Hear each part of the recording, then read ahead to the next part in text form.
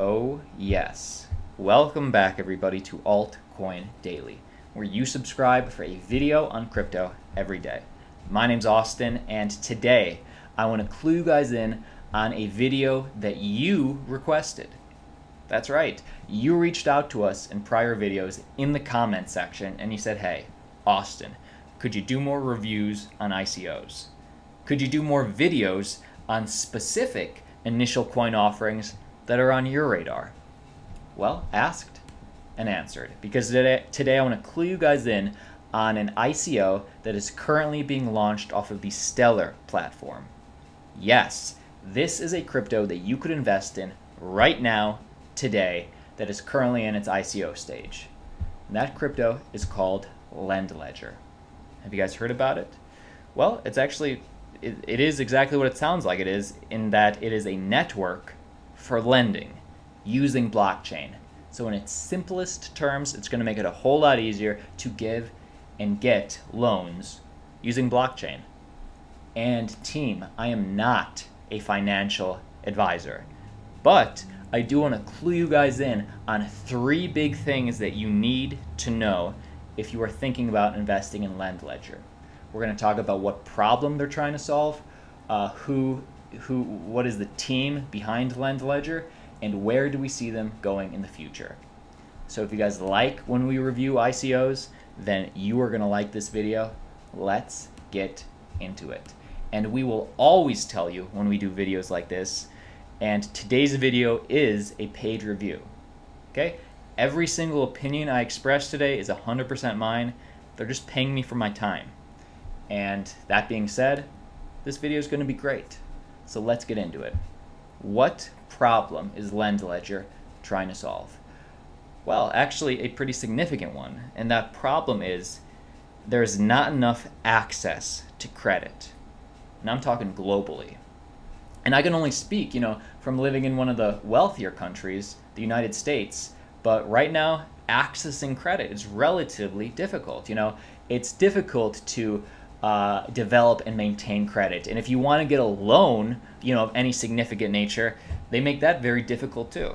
So in wealthy countries, access to credit, it is a problem. And it's even a bigger problem in developing countries, in emerging markets. Because a lot of the people in these markets, in these countries, they don't even have access to banks, let alone getting loans. So accessing credit, it is a global problem. And LendLedger is aiming to be that solution. Well, Austin, how are they going to do that? Let's check this out. They're going to do that by benefiting the borrowers, the lenders, and the data providers. I want to tell you who each of these parties are and why these parties would each benefit, if they even would each benefit, from adopting LendLedger. Let's dig in. First up, the borrowers. Borrowers, who are they? They could be individuals like you, like me. Maybe they're a head of a household. They need a loan to help support the family. Maybe, you have a medical emergency or you're paying for schooling. All these people, individuals, could need a loan to stay afloat in some sense. And because of that, they would need credit. A huge portion of the borrowers are also the small businesses. Small businesses are hugely unrepresented in trying to get loans, and they might need loans. One, maybe a cash influx for expansion, or maybe they're just in a bear market and they're trying to keep the business afloat. Either way, small businesses comprise a huge amount of the borrowers. And team, let me just clue you guys in on a stat I want to throw your way, and that is over 200 million small businesses do not have access to credit. That's outrageous. Over 200 million small businesses cannot get credit if they wanted to. And the only reason, and this stat can be found on their white paper for one, there'll be a link in the description below, but also just on the internet. And this is a problem because these small businesses, 200 million, can't get a loan.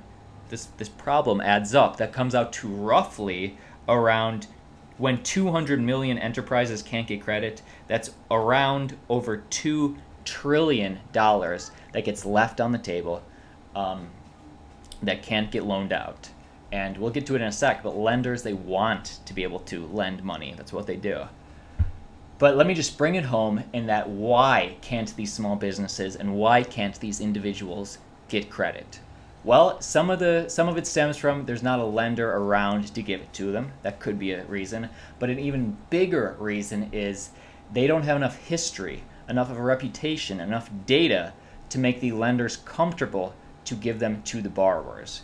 So because of this blockchain, because of this data-driven world that we are now in these last 10 years, LendLedger is going to be the reason that these borrowers get loans. And so that would be a huge reason why small businesses, individuals, borrowers would benefit and want to adopt LendLedger. How about the lenders? Who are they? Well, lenders, I mean, it's exactly what you would think of. In the biggest sense, they are the financial institutions, the banks, the people that lend money out. And if I could share with you guys the lenders' dirty little secret. Lenders want to be able to lend out money. That's what they do. And the reason that this is a problem right now is because they can't. Lenders can't give loans out without reliable data on borrowers. So right now there isn't enough data to be able to give out these loans, or else these lenders would. So if there was a way for these lenders to access the data, I don't know, say a network, lenders would definitely benefit from LendLedger. How about the data providers? Who are they? Well, it could be a lot of people. The credit bureau, anybody that has data, that has a history of your transactions, how you pay bills, all of that. And those things are in existence right now. The problem is that borrowers' data is locked up in their own individual digital service providers. So this data is centralized, it's controlled, and yeah, it has some custom integration into select lenders, but it's not global, and there's not an easy plug and chug way for the borrowers and the lenders and the data providers to access this information. And if there was, team, it would benefit everybody, because I know I'm saying this a lot, but clue you in. Data providers, they want to be able to monetize their data. That's what they want. Borrowers want to be able to, they want money. They need it to help their small business, to help their family, and lenders, they want to be able to give the loans. Just right now, it's sort of a broken system. LendLedger would be the thing that's aiming to change it. So I can see why each individual party would want to access LendLedger. Team, I hope you're still with me. Don't forget to give this video a like if you're learning something. I want to give you my opinion on all this right now. Because in my opinion, this is the cold hard truth. Data-driven lending, now that we have access to all this data, data-driven lending is 100% so much better for customers. Okay? I don't know which company will get it to mass adoption, but data-driven lending is growing all around the world, and that will be around 10, 20 years from now. The question is, which company is going to allow it to be scalable? Allow it to be local? Is that going to be LendLedger? Well, I want to clue you guys in on what the token, the LendLedger token, it's called Loan, what that is, and also what differentiates LendLedger from some of these other lending companies like Salt. We've heard of them. What makes LendLedger different? Before we get to that,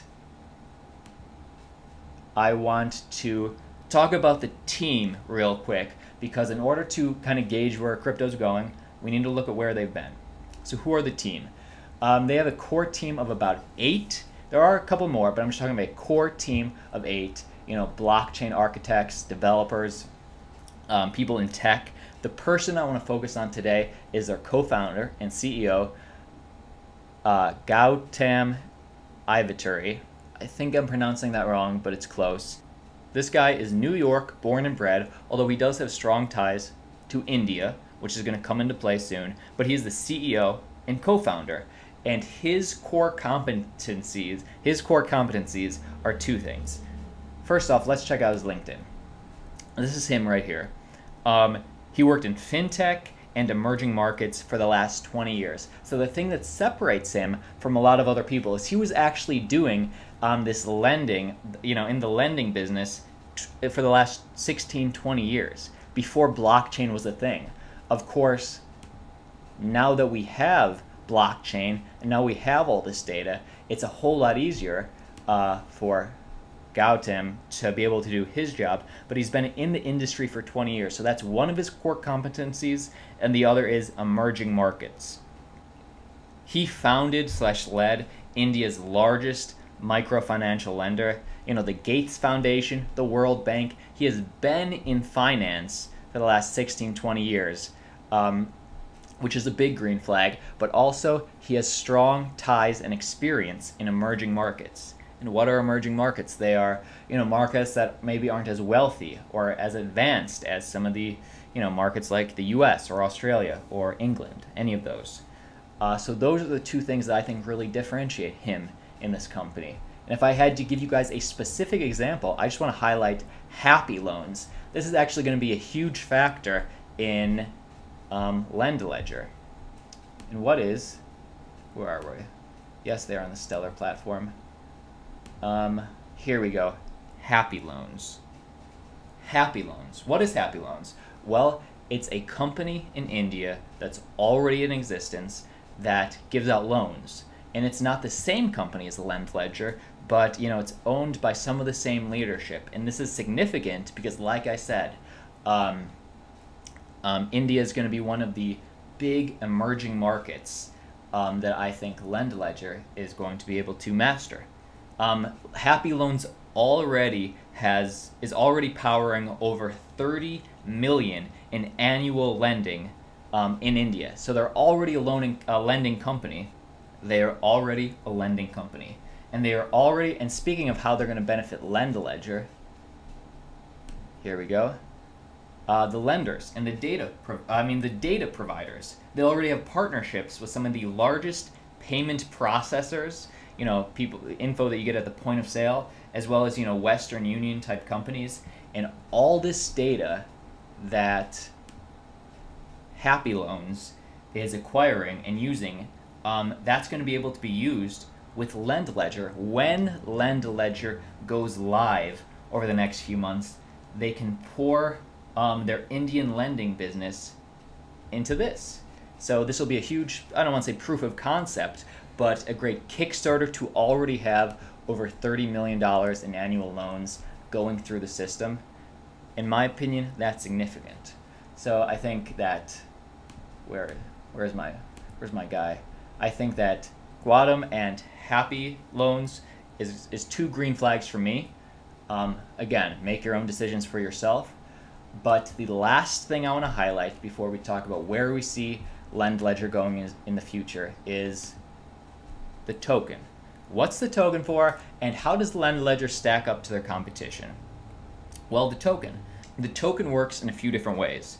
First off, the way the token works for the borrower, people like you and me or small businesses, is that the people that are borrowing, they're going to get a loan in their local currency. So they don't even have to worry about the token loan. They're going to get a loan in their local currency. Maybe it's dollars, maybe it's rupees, whatever it is.